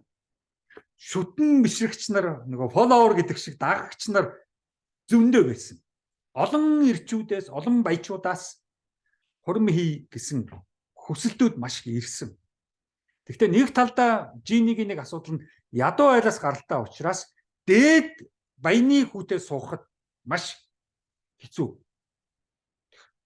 Боломжгүй. Тэгэхээр тэрэндээ жоохон сэтгэлээр ундаг байсан. Тэгээ ядуу айлын охин учраас бас янз бүрийн сургууль соёл, янз бүрийн юмнаас бас хол, мөнгөгүй учраас суралцахад бас хол. Ер нь бол мөнгөтэй айлын хүүхдүүд л юм сайн сурдаг шүү дээ. Бол суралцах ёстой. Гэхдээ манайх ч өөр л дөө. За 1506-аас 1567 он хүртэл амьдарч ирсэн юм байна. За ерөнхийдөө тэр Гэзаинг буюу Генео болсон юм байна. Тийм. За ерөнхийдөө энэ Генео гэдэг нь бол ерөнхийдөө Японы нөгөө гейшатай их ойролцоо ойлголт. Тийм. За чөлөөт бус тийм артист байсан. Урлагийн явдвал хайр дурлалын уулзалт хийдэг байсан. Ер нь бол одоо гейша, Генео бол маш их суралцсныхаа дараа хайр дурлалын уулзалтуудыг хийдэг. Хүсэлт ирэхэд. Тэгээ тэргээрээ санхүүждэг. Тийм. Гэхдээ шууд янхан гэж ойлгож болохгүй. Яг бол нэг ухаантай учраас эдгээр чинь шууд ингээ янхан шиг ойлгож болохгүй. За царайлаг, сэтгэл татам, оюунлаг ийм эмэгтэй байсан. Түүний онцлог нь тухайн үедээ өөрийн эрхчлөөгөө эдэлж чадсан. Тийм, өөрөөхөө байж чадсан. За маш их бичсэн гэдэг юм байна. Ном бичсэн, шүлэг бичсэн, янз бүрийн зохиолууд бичсэн. Тийм. Аюу сэрхэн эмэгтэй. Жини гэдэг. Тэгээд сүүлийн үед солонгосчууд ч гэсэн энэ Жинигийнхаа тухай кино фильмүүд аягүй хийд юм байна. Тийм. Хамгийн царайлаг, хамгийн сайн кино жүжигчийн эмэгтэй нь энэ Жинигийнхаа орёлт тоглолт юм байна. За энэ Японы гейшатай төстэй гейжан гэдэг энэ ойлголттой бол аюу чухал. Энд бол суралцдаг. Тийм бид нар одоо мэдээж дараагийн лекцэн дээр гейшагийн тухай ярина. Ер нь бол маш хэцүү. Тийм. Бүжиг, дуу хөгжим, урлаг, литератур, поэзи ерөнхий боловсрол суралцдаг. Тэгэхээр ядуу айлын охин болоод хүний эхнэр болоод тэгээд будаа агшаагаад хүүхэд төрүүлээ тэгээд тэндээ дуусна гэсэн тэр хувь зяанаасаа зүхтааж байгаа байхгүй юу? Гартгаа зогсоод хүүхэд хараад тэгээд дуусах биш. Өвөө гэж байгаа байхгүй юу? Жини. Тэгээд тэр гейшагийн сургуульд очиж сурж байгаа байхгүй юу? Цаана тэндээ маш их сурж байгаа байхгүй юу? Ерөнхийдөө тэр Гэзаанг эн чинь бол Генеогийн ойлголт цаад ойлголт юм бол ерөнхийдөө төгс эмэгтэйг л бүтээх гээд байгаа байхгүй юу? Эмэгтэй хүн гэж хинбэ гэвэл тийм үү гоё бүжгэлдэг, гоё биетэй, гоё дуулдаг, гоё хоолойтой, тийм үү? Урлагийн мэдрэмжтэй, юм бичдэг, оюуны чадвартай, бичиг үсгийн чадвартай, тийм. Ерөнхий боловсрал сайтай Тийм эмэгтэй болвол жинхэнэ төгс эмэгтэй гэж байгаа байхгүй. Тэр яваад байгаа юм биш цаана. Бид нар бол шууд хараад нөгөө нэг татвар юм билүү юу гэдэг. Тэр эсвэл янхан манхан гэж хэвээр болохгүй. Янхан гэдэг үг ханаас ч гаралтай үг юм. За Юнжидан гэд бас нэг эмэгтэй яригдж байна. За энэ бол бас философч эмэгтэй. Бүр гизам бол биш. Яг одоо философи сурсан. Күнзийн ном уншсан. Тий. За Юнжидан бол 1721 оноос 1793 он хүртэл амьдарч ирсэн. Яг философч. Тий. Күнзийн бүр онолч. Тэрээс эмэгтэй философч. Солонгосын нийгэмд гарч ирж байгаа байхгүй. 1700 онд.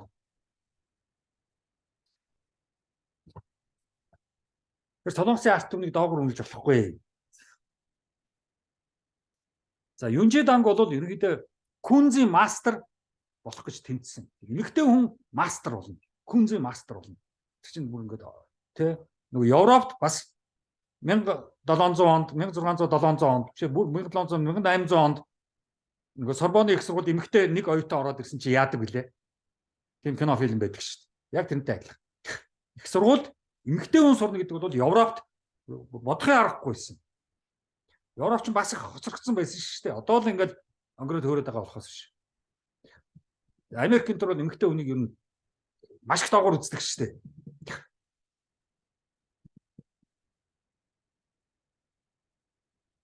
За тэгээ Күнзийн онлоор эрэгтэй эмэгтэй хүүс хүн гэдэг утгаараа ялгаагүй гэсэн. Тийм. Энэ бол Күнзийн онолд бол эрэгтэй эмэгтэй хүнийг ерөөсөө хизээш ялгаж байгаагүй байна. Ямар ч ялгаагүй гэсэн байна.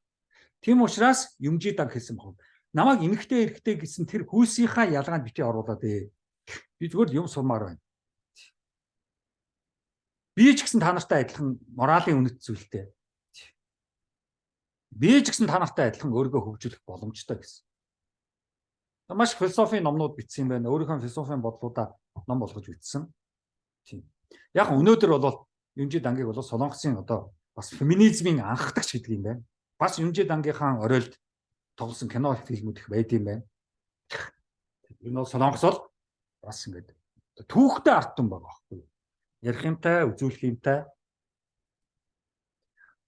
За энэ бол Юнчи Хо гэдэг энэ хүн бол сүүлд одоо гарч ирсэн 1865-аас 1945 онд амьдарч ирсэн, хүнд суралцсан, олон талын мэдлэгтэй, олон ч орноор явсан, олон газар сурсан.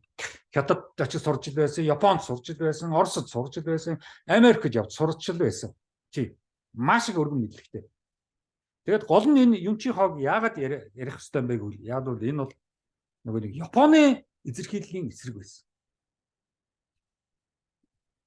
Уран зохиолч нь урлагийн их гой салбар шүү дээ. Уран зохиол урлагийн салбар биш гэдэг. Жинхэнэ урлагийн салбар. Тэнд ямар гоё үхлийг биднээс гэж гой ухаар өөрчлөлт соён гэвэл жинхэнэ урлагийн хүмүүс хайж байна.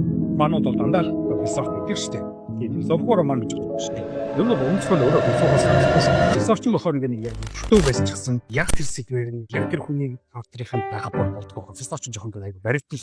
Литератур би яагаад ингээд над ишгээ орбоо цухтагаад байдаг вэ? А философик гоёор амьдралаар гоё илэрхийлж ярьж байгаа. Философи уран зохиол хоёрын дандаа дунд явдаг байхгүй юу? Одоо Азийн нэгтэй зохиолчд маш их гарч ирж байгаа. Бонд, Солонгос, нэгтэй зохиолчд маш их гарч ирж байгаа. Барууны орнууд тэгж нэгтэй зохиолчд. Тэгээд уран зохиол ер нь эмгтээлэг юм байна гэдгийг би ойлгож. Тэгээд эмгтэй зохиолчдын романыг авчуулаад үлссэн чинь тэгэхээр одоо бол 3 эмгтэй зохиолчийн за энэ нь болохоор Сөүл хотын үл ойлгох хөтөр шиг. Бэсваг эмгтэй зохиолч сүүлийн гисэн юм шиг. За энэ болохоор Бан гэдэг эмгтэй хүнсэн зохиолч. Энэ хятад эмгтэй нэлээд ахнууд маш их номууд бичсэн. Энэ болохоор Японы Саяко Мурака гэдэг сүүлийн үед гарч ирж байгаа. Японогийн баяр ёслолтой масктай.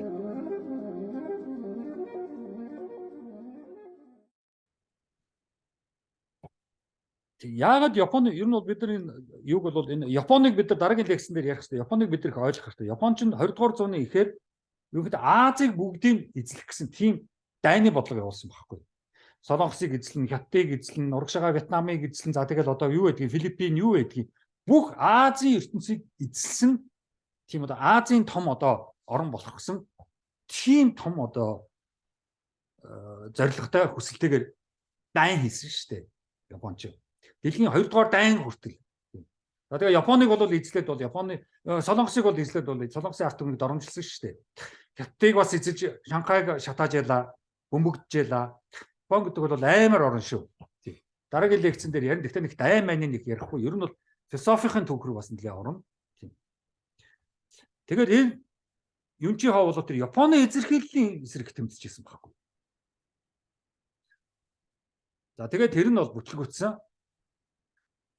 Бүр иргэний дайн болоод тэгээд 48 оноос хойш хойд Солонгос, өмнөд Солонгос гэсэн ийм хоёр улс бий болчихсон. 1948 оноос хойш. Одоогоос хэдэн жилийн өмнө 70-80 жилийн өмнө. За ийм одоо хэцүү түүхтэй артан Солонгосын артан бол маш хэцүү. Маш хэцүү түүхтэй. За намайг 10 жил байхад Солонгос хүүхдүүд байдаг байсан. Хөөрхөн Солонгос охтууд. За тэд нар бол ерөнхийдөө Монголд ирсэн. Иргэний дайны үеэр Солонгост маш олон хүүхдүүд өнчөө хоцорсон. За энэ өнчөө хоцорсон хүүхдүүдийг социалист орнууд хүлээж авсан. Орос руу маш их явсан. Одоо нэг Виктор Цой гэдэг дуучин байдаг шүү дээ. Тэр чинь бол Солонгос автаа шүү дээ. Орос ээжтэй. За манайд бол маш их солонгос хүүхдүүд ирсэн. Хятад бас зөндөө солонгосод очсон. Тэгээд эдрийг яасан? Энэ хүүхдүүд чинь үрчилж аваад өсцгөөсөн шүү дээ. Одоо манай нэг Улаанбаатар төмөр зам биш шүү дээ. Тэр төмөр замын буудлын дээр чинь очиод Солонгосоос галт тэргээр Оросоор дамжаад ирж исэн. Галт тэргээр дөрөв солонгос хүүхдүүд ирсэн. За тэгээ халамжийн газар зарим айлууд бүр солонгос хүүхдийг үрчилж хүртэл авч ирсэн. За энийг бол өмнө Солонгосод мэдэхгүй байх. Тийм би одоо Facebook дээр бас бичсэн байна шүү дээ. Тийм. Өнөөдөр бол бид нар хөөрхийн нэг үрчилж авч ирсэн, тусалж ирсэн солонгосуудын тэр түүх нь бол устдад өгöd болцсон. Тэгээ яг бид нар одоо улсаараа солонгосын хар ажлыг хийдэг болчлоо. Тийм одоо визгүй болох юм бол ер нь тэгээд Монголын залуучууд бүгд л солонгос явна гэдэг байгаа шүү дээ. Өнөөдөр тэгэл солонгос явахгүй л визэнд орд юм байна шүү дээ. Өдөрт 500 хүн визэнд өргөлөө өгд юм байна шүү дээ. Хэдэн төгрөгч төлдөг гинөө. Тэгээ тэндээс нэг 10-аатхан л виз авд юм уу да.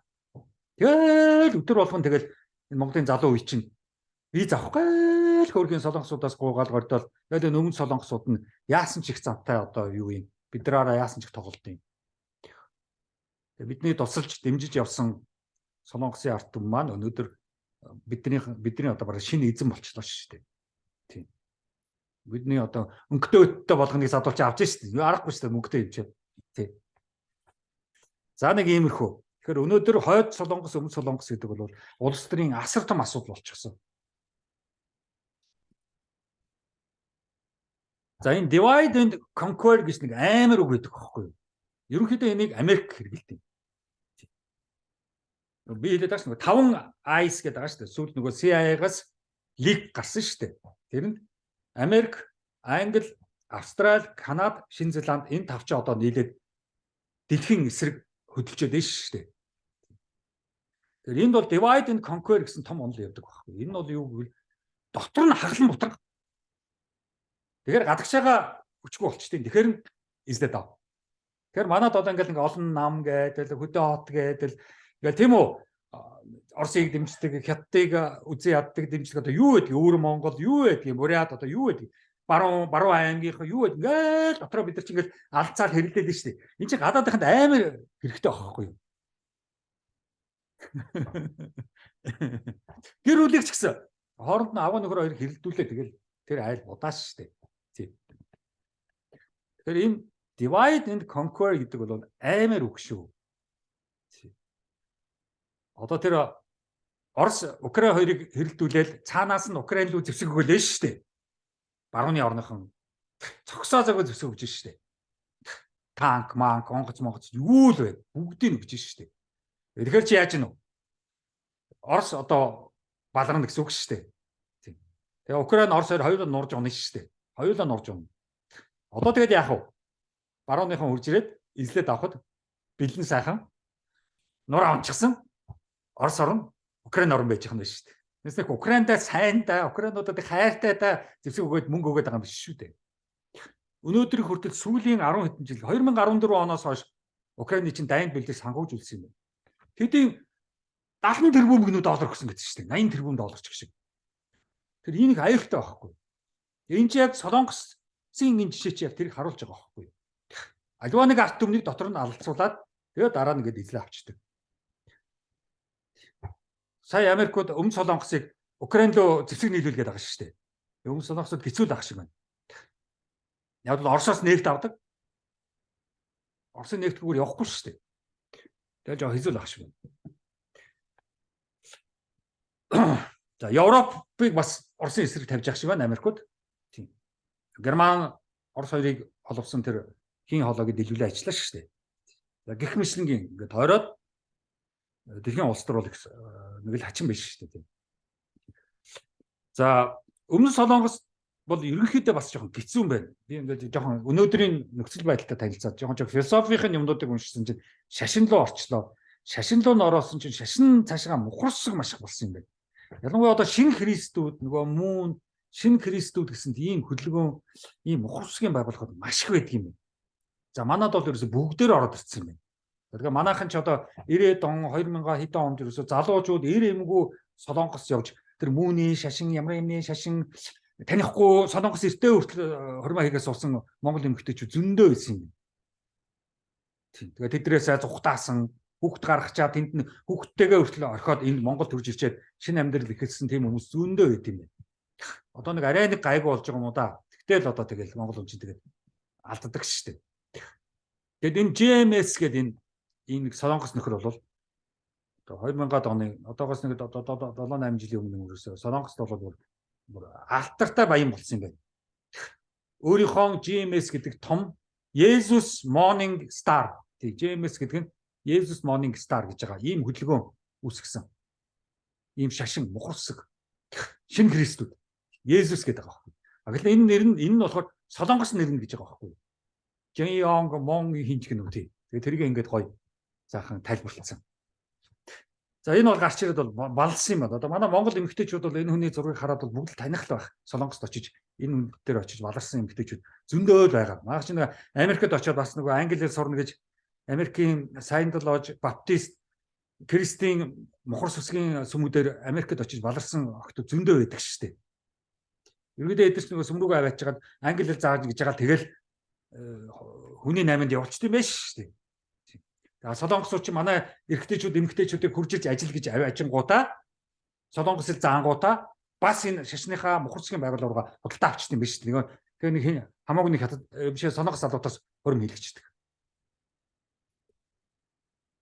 Гэж хятад Орос хоёр болоод бид нартай ямар гоё харьцаж байна.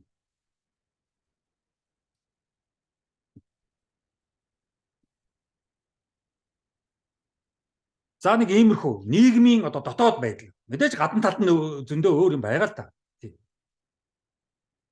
За энэ болохоор жүчээ гэж нэг онол байдаг юм байна. Хойд Солонгосын онол. За энэ нь болохоор юу гэж яаг вэ? Ерөнхийдөө бие хүн өөрөө өөрийгөө авч яв. Нийгэм чи өөрөө өөрийгөө л авч явах гэдэг чадвартай болно шүү. Одоо субъект гэдэг шүү. Тэр явж байгаа юм билээ. Тэгэхээр өнөөдөр хойд Солонгосыг ойлгох гэвэл бие хүн чи өөрийгөө л аваад яв гэсэн ойлголт байгаа юм биш үү? Тэгээс одоо бид нар гаднаас харчаад үсгэлэн байдаг юм уу, ядуу байдаг юм тэгэхээр хөөрхөн амтан гэж болохгүй юм биш үү? Хүн өөрийгөө авч явж чадчихна уу юу? Өмнө Солонгос болоод ирэхээр капитализмын асар том юмд орцсон учраас хэд их Америкт чсан. Тэгээ буцаад өөрсдийгөө олж авах гээд янз бүрийн мухарсгийн байдал юмд ороод байгаа байхгүй. Тэгэхээр Өмнө Солонгос Монгол хоёр бол одоохондоо ерөөдөө жоохон адилхан байхгүй. Одоо монголч бас яг тийм биш Өмнө Солонгосуудтай адилхан. Бүх байшин барилгуудын бүгдийг хятад бариад өгчихсөн. Өөрснөө энэ бүгдээ хийгээгүй. Тиймээс нөгөө ээж аав нь энийг бүтээгээгүй учраас манай залуучууд чи ээж аав эмээ өвнөрөө хүнддэгдэг. Яг л ийм барьсан байшингууд нь дандаа гадныхан барьсан. Өмнө Солонгос ч бас тийм юм байна. Бүх төр өндөр шилэн барилгууд тэр байшингуудыг бүгдийг хятад барьж өгсөн юм байна. Солонгос өөрөө бариагүй. Тэр Солонгосын залуучууд ээж аав эмээ өвнөр юус тоодгүй юм байна. Япон хятад хоёр Орос ч юм уу эдгэр чинь болохоор ээж аав нь тэр бүх барилга байшингуудыг барьсан учраас ээж аав эмээ өвнөрийг хүнддэгдэг юм байна. Одоо Улаанбаатарын гудамжаар явж байгаа ямар ч аав, ямар ч ээж тийм үү? Энэ одоо юу гэж чинь юу вэ? Ямар таавар вэ? Централ тааврыг чинь аав нь барьсан шүү дээ гэсэн тийм аав байхгүй. Тийм эмээ байхгүй. Зайсан толгойн байшингуудыг чинь эмээ нь барихад оролцсон шүү дээ. Тийм юм байхгүй. Энэ хотын төв замын төв засвал замыг чинь ах чинь барьсан шүү дээ. Байхгүй. Оросууд барьсан юм чи. 3 4 дугаар ороодлыг тэд нар барьсан шүү дээ. Байхгүй. 120-ыг тэр барьсан шүү дээ. Байхгүй. Тэр аж үйлдвэрийн комбинатыг арчлалынхан чинь очиод устгахдаг чинь өөрөөсөө бариагүй учраас тэгэл дор нь устгаа ичиж байгаа байхгүй. Тэгээ ховчлаад мөнгө нь ичиж байгаа байхгүй. Тэгэхээр тухайн арт мөнгө өөрснөө л хийж бүтээхгүй бол хойч үеийн өө эмээ ээж аав нараа хүндэтгэхгүй байгаа. Яаж хүндэх юм? Яг өөртөө адилхан юу ч хийгээгүй юм чи.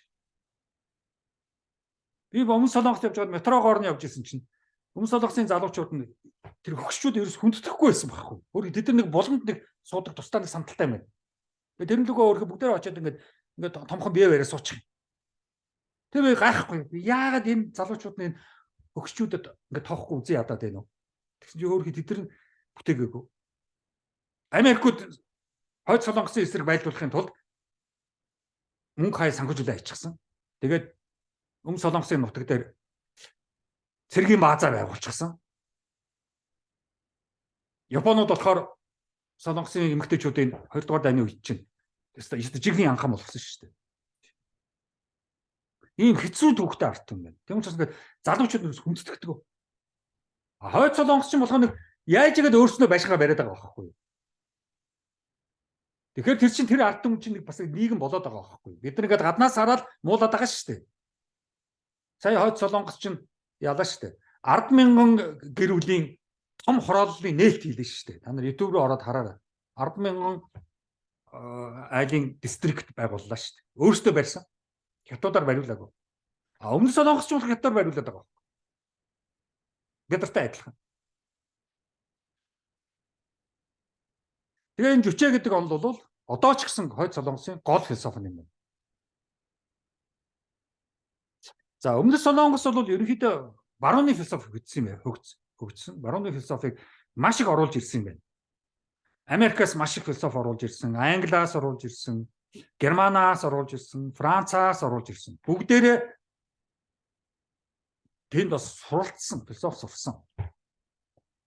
Тийм Өмнө Солонгос бол ер нь бол маш их барууныг шүтдэг.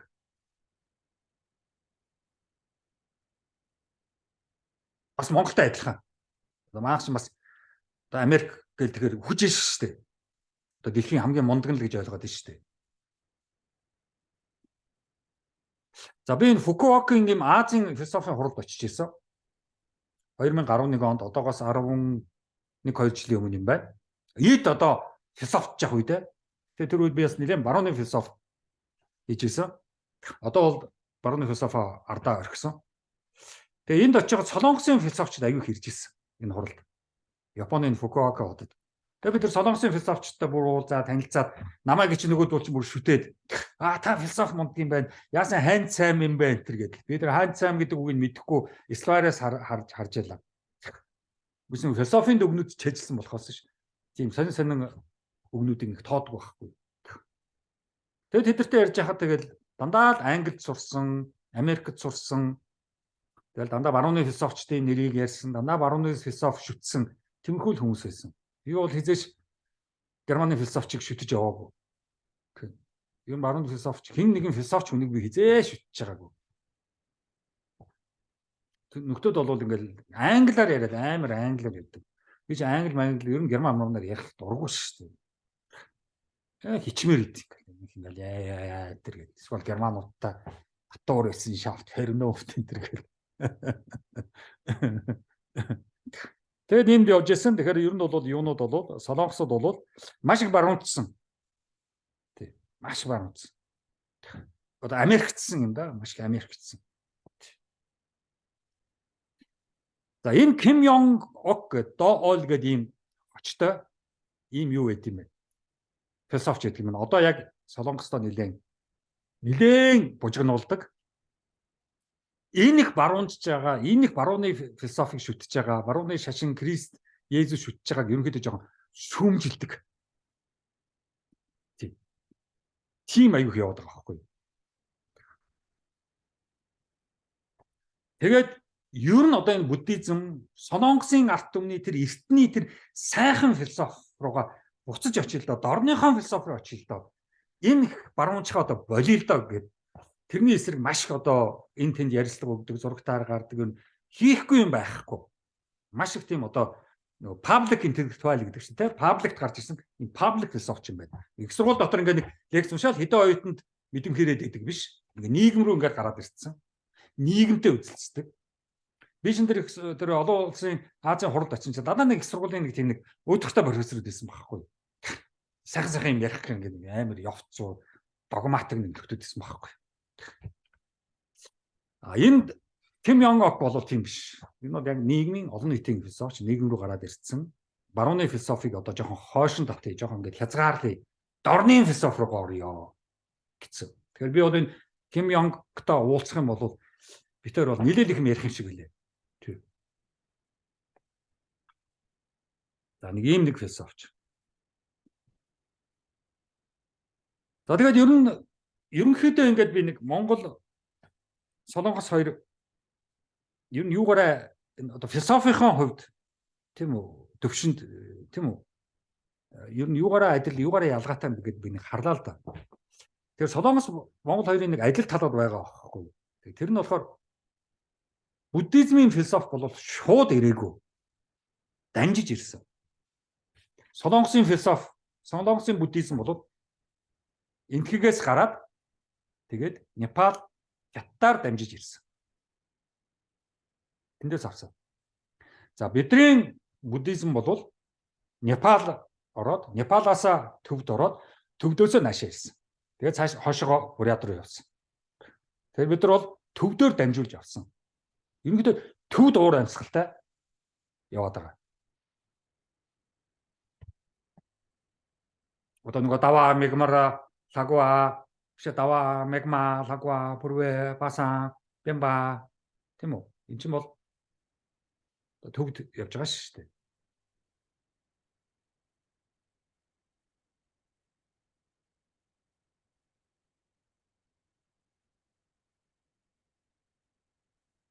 Энэгээр бол юм адилхан юм байна. За Солонгос Монголын одоо буддизм гэх юм уу, философи гэх юм уу, оюуны гэх юм уу тэр юм маань бол ялгаа бол их байна бас. Адил талууд байгаа ч гэсэн ялгаа. Солонгос Монгол хоёрын би ялгааг бас нэг харах гэж оролдлоо. За солонгосчууд бол ерөнхийдөө буддизмыг орж ирэхэд Хятадаас орж ирэхэд өөрийн гэсэн тийм авах тийм оюунлаг хүмүүстэй байсан. Тэр Вончо, Вонхё тэрнээс өмнөх хүмүүс. Тэгээд аваад энэ нь юу гэж байгаа юм? Тэгсэн үг. Тийм ойлголт. Тэгвэл манай энэ ойлголтыг ойлгоцсон юм байна шүү дээ. Тэгээд ингээд хүлээж авах хүмүүстэй байсан. Бид нар тийм хүлээж авах юм байгаагүй. Бүгдээрээ малчаа. Хэдэн ноёнтой. Тэр ноёнууд нь болохоор манжийн албыг гүйцэтгэдэг. Манжаас бараа аваад малчтаа тараагаад малчтынхаа хонь арсыг аваад манж нарт өгдөг. Худалдааны цэгүүд байсан. Одоо өртөө нүч худалдааны цэгүүд. Худалдааны одоо төлөөлөгч нар нь Монгол ноёдууд. Өөр юм баггүй. Тэгэхээр буддизм орж ирэхэд хүлээж авах оюуны хүмүүс байгаагүй. За күнзийг маш сайн эрчимтэй хүлээж авсан. Ингээд ирэхэд күнз ороод ирэхээр чинь буддизм күнзгээд хоёр юм тэнцвэрч хонолтой болчихж байгаа байхгүй. Буддизм бол нэлээд шашинлаг. Күнз нь болохоор шашнаасаа жоохон тусдаа нэлээд төр боловсрал ярьсан. Ингээд гоё тэнцвэрчээд эхэлж байгаа байхгүй. Манай чинь ганцхан буддизм яваад байгаа учраас тэнцвэржүүлэх күнз орж ирээгүй байгаа. Тэгээ ганцхан мухар сүсэг шашинд яваад байгаа байхгүй. Тэгээ сүүлд орсууд чинь боловсрал оруулж ирж ээж 10 жилийн сургуульд байгуулж ээж их сургуулиуд орсууд байгуулж ээж буддизмтэй тэнцвэрчлээ шүү дээ. Тийм. Тэгээгүй бол бид нар бол ерөөсөө зүгээр л мухар сүсгэнд орно байхгүй. Төвдөөсөө илүү мухар сүсгтэй. Төвд чинь өөрөө бас шашинлаг арт түмэн шүү дээ. Тэгэхээр энэ бол бидний асуудал байсан. Энэ ялгаа нь. тэнцвэрчих онол нэгдүгээрт байгаагүй, хүлээж авах оюунлаг хүмүүс байгаагүй. За буддизм хүнс хоёр ингээд Солонгос тэнцвэрчээд байдаг. Бид нар буддизмыг философи гэж хүлээж аваагүй байна. Солонгосууд чинь философийн төвшөнд хүлээгээд авчих жоох. Философи гэдгээр шашин гэдгээр биш. Буддизмын философитлог талыг авсан байхгүй. Бид нар чинь буддизмын философитлог талыг ойлгож авч чаддаггүй мухарсаг болгоо айтсан.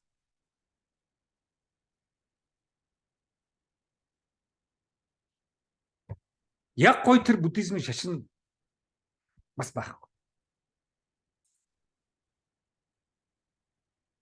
За Солонгосын нийгэм тухайн үед буддизм хүн зорж ирж байхад нийгэм үүсчихсэн байсан. Хоттой байсан, улстай байсан, төртэй байсан, хааны ордонтой байсан.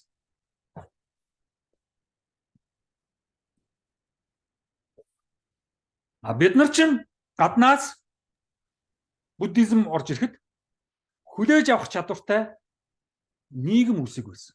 Хаан байхгүй. Хааны ордон байхгүй. Хот байхгүй. Улс болоогүй. Тэгэхээр гаднаас философи хүлээж авах ямар ч нөхцөл бүрдээгүй байсан. Одоо л нэг хэдэн оноос хойш эхэлж шít. Би ч одоо 2007 он дээр 2008 оноос л Монгол орнд философич шít. Тэр 2008 оноос хойш л Монгол улсад философи орж ирлээ шít. Тэр үсэнд философи байхгүй.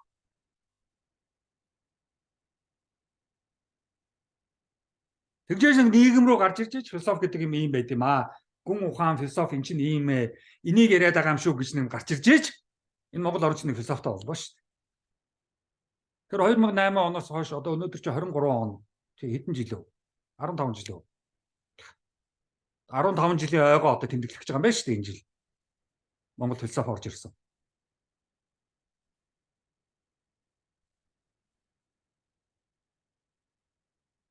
Ийм ялгаатай байхгүй. За одоо юу гэдэг богд хаан байсан, тэр хаан байсан, энэ хаан байсан гэх юм бид нар ордныг хайгаад, нийгмийг хайгаад, яамны сайдуудыг хайгаад, улсын тэр бүх бүтцийг хайгаад юу ч олохгүй. Юу ч олохгүй. Яа нэг урагшаа очоод богдын музей рүү очоод тэрийг л харан тэгээ тэнд чинь ямар нэгэн улс орн явагдаж ирсэн тийм түүх баримт байхгүй шүү дээ. За тэгээ Чингис ярих юм бол бүр юу ч байхгүй. Тэгэхээр яг үнэн байгаа байдлаа хүлээмжшэрх хэрэгтэй байхгүй. Бид нар тийм байгаагүй. Нийгэм бол чадаагүй байсан, улс бол чадаагүй байсан. Одоо ингээд наадам болохоор солиорч өгдөг шүү дээ. Төрч ёсны 800 жил, ямар ясны 2000 жил, юу бараг 3000 жилийн тийм яриад тэр хайзаач байхгүй. Тэгэхдээ солонгосууд байж шүү дээ. Хаан нь байж, хааны ордон нь байж. Тийм 1000 жилийн өмнө тэр ордон байжсэн. Тийм үзүүлж харуулах юм байж шүү дээ. Бид нарт үзүүлж харуулах юм байхгүй. Тэгээд тэрийг хүлээмжшэрх хэрэгтэй байхгүй. За Монголын философи руу мэдээж ингээл одоо орж ирэн тэ. Монголын философи 7. За эндээс одоо бид нар тэр эссенцийг нь яаж одоо ойлгох вэ? Нэм бодит байдлыг яаж ойлгох вэ? Тэр айгүй чухал. Манай нийгэмд монголчууд бид нар одоо 15 жил философич байгаа бид нар бол одоо энэ янз бүрийн ойлголтуудтай танилцах ёстой. 1000 жилийн өмнө Солонгос яриад 2000 жилийн өмнө Хятад яриад 2500 жилийн өмнө энтгэгт ярьсан юмнуудыг бид нар одоо сая сүүлийн 15 жил л ярьлаа шүү дээ.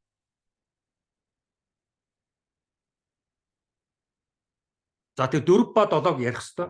Тэр нөгөө дөрвөн эхлэл, хүн болох эхлэл, хуулийн эхлэл, цэцэн болохын эхлэл, соёлтой болохын эхлэл. Тэр 4 болон бидэрт маш их чухал. Нөгөө 7 айхтар сэтгэлийн хөдөлгөөнүүд, эмошнууд. Тэр эмошныг бид нар одоо юу гэж ойлгох юм? Яаж хэрэглэх юм амьдралд? Өнөөдөр 21 дугаар зуунд тийм. Гэх мэтлэнгийн бид нар чи ямар их одоо ярих хийх одоо ажил байна уу? Энэ л аюул чухал байхгүй юу? Солонгосын ард түмэн ийм сайхан юм байна. Тийм Солонгосын ард түмэнтэй танилцлаа. Мундаг философчтой байсан юм байна. Том түүхтэй ард түмэн байна. Өнөөдөр ингээд энэ Солонгосын хойгд асуудал үүсгээд дагаа чинь аргагүй юм байна. Ийм айхтар ард түмэн учраас хуваачаад байгаа мөртлөө хоёулаа ингээд үцэлцээд хөгжих гээд тийм. Уул нь хоёулаа нийлэх санаатай тэгээ нийлж чадахгүй байгаа юм шиг үлээ дээ. За ийм одоо том түүх одоо өнөөдөр ярьлаа. Тэгээ лекцийн сүүл би нэг кино фильм үзэж хагаад тэмдэглэж авсан үгээ энд би буулгалаа л та. Тэгээд энэ тэр фильмэн дээр ингэж хэлж байгаа байхгүй юу? What she believed was the truth гэж байгаа. Тэр эмэгтэй юунд үнэлсэн бэ? Тэр үнэлсэн нь тэр хүний хувьд, тэр эмэгтэйгийн хувьд үнэн гэж байгаа байхгүй юу? Амар хэлж байгаа биз? Нэг юм үнэлсэн. Одоо тэгээд үнэн.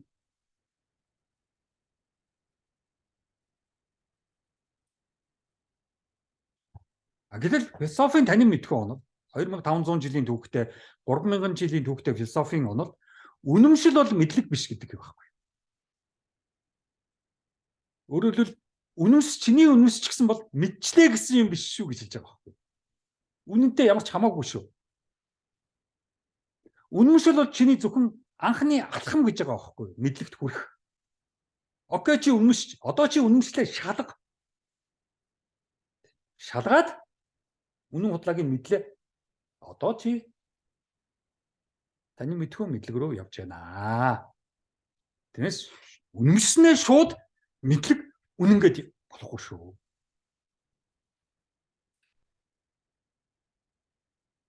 Энийг л одоо гол нь энэ одоо Монголын философи 7 гэсэн энэ философоос лекцээс энийг бас тэмдэглэж авах хэрэгтэй байхгүй. Чиний өөрийн үнэмшсэн үнэмшил бол юу ч биш шүү. Үнэнтэй, мэдлэгтэй ямар ч хамаагүй. Манай одоо тийм үү уран зохиол, шинжлэх ухааны академи, Гандангийн шарын шашин, яруу найраг, бичиж байгаа ормаанууд, түүхэн ормаан, түүх юу гэдгийг. Энэ бүгд тухайн тэр хүний үнэмшлүүд л байхгүй. Түүхч гэдэг байгаа хүн нэг тийм түүхт үнэмшиж гисэн. Яг мэдхгүй. Ганданд байгаа лам. Буддизмд үнэмшиж гисэн. Гэхдээ буддизмээ сайн мэдхгүй. Шинжлэх ухааны академи физик ч юм уу, математик ч юм одоо юу гэдгийг. Нэг цолтой нөхдүүд өөрийнх нь үнэмшил. Гэхдээ сайн мэдхгүй. Суралцаагүй. Профессор, Мойсийн профессор бас өөрийнх нь үнэмшлээ оюутнуудад яриад байгаа байхгүй юу? Тэр профессор л тэр давагд орж идмэд орж ил үнэмшил байхгүй юу? Тэр үнэ сэтгэл байхгүй юу? Улс төрчид байна. Юу гэдэг? Төрийнх одоо юу гэдэг? Ээж аав, эмээ өвнөр хөөхөд тэд нэг тийм л юмд үнэмшсэн. Социализмын үед ч юм уу, арчил ч юм уу юу юм. Тэгээд тэр үнэмшлээ зүгээ яваад байгаа. Мэдлэгээ яваад байгаа. Одоо та нар тэр Чой номын шүлгүүдийг уншаарай. Чой ном гэж шүлэг бичдэг байсан тий. Социализмын үед. Тэр хүний сэтгэлдлүүд байхгүй юу? Тэр хүний л үнэмшил байхгүй юу? Улс орон ард түмэн нийгэмтэй ямар ч хамаагүй байхгүй юу? Тэр хүний сэтгэлдээ шүлэг болгож бичсэн бусад хүмүүс хүчингүй шүү дээ. Тэр хүн л хорвоо ертөнцийг тэгж төсөөлөд тэгж амьдралын тухай тийм сэтгэлдээ яваад байна. Хайр дурлалын тухай тийм сэтгэлдээ яваад байна. Зовлонгийн тухай тийм сэтгэлдээ яваад байна. Тэр хүний сэтгэл байхгүй юу? Тэгээд тэрийг шүлэг болгоо бичсэн. Гэтэл тэрийг уншихад бидэрт ямар ч хамаагүй. Тэгэхээр энэ what she believed was the truth гэдэг амар үг шүү. Мэдээж belief байна. Энэ бол анхны алхам. Гэхдээ тэр үнэмшснээ харснаа өөрийнхөө сэтгэлдээ шалгаарай, засаарай, янзаарай гэдэг л яваад байгаа. Тэгэхээр 10 жилдээ юунд үнэмшсэн тэрийг үнэн гэж явдаг. Ээж аавынхаа хэлж ярьсанд юунд үнэмшсэн тэрийг үнэн гэж явдаг. Ихтэй сургуульд ороод багш профессорынхаа заасан юунд үнэмшсэн тэрийг үнэн гэж явдаг, зөв гэж явдаг. Тэр бүгд чинь одоо нурж унах хэрэгтэй байхгүй юу? Тэрнээсээ ангижрах хэрэгтэй байхгүй юу? Тэр худал буруу алдаатай үнэмшлүүд сэтгэлдлүүдээс ангижрах хэрэгтэй байхгүй юу? Энэ бол анхны алхам. Тэгээ цаашлна шүү дээ. За нэг ийм нэлээд олон сэдв хамарсан бидний очиж ажилдаг 200 мянган Монгол улсын иргэд ажиллаж хөдөлмөрлөж цалин авч олсон мөнгнөөсөө нэг хэсгийг нааш нь явуулж тэндээ олсон мөнгөөрөө нэг амьдрдаг хүүгэж уухтын төрөөд сургууль соёлд ороод бараг солонгосоор ярьдаг болсон, монголоор ярьж чадахгүй. Ийм сонин одоо солонгос гэдэг энэ арт түмэнтэй өнөөдөр нэг цаг 30 минут танилцахад маш их сонирхолтой, маш их гоё тийм сэдвүүдийг цааш нь улам өргөжлөж боловсронгуй болох. Тийм одоо лекц байла. Ер нь солонгосын философиг бол цаашид бол би нэлээд судлана гэж бодоод байгаа. Маш их сонирхолтой, маш их материал байна. Сүрхий арт түмэн юм байна. Тийм сүрхий төвхтэй. За өнөөдрийн лекц нэг юмхүү байла. Дараагийн лекц хүртэл баяр таа.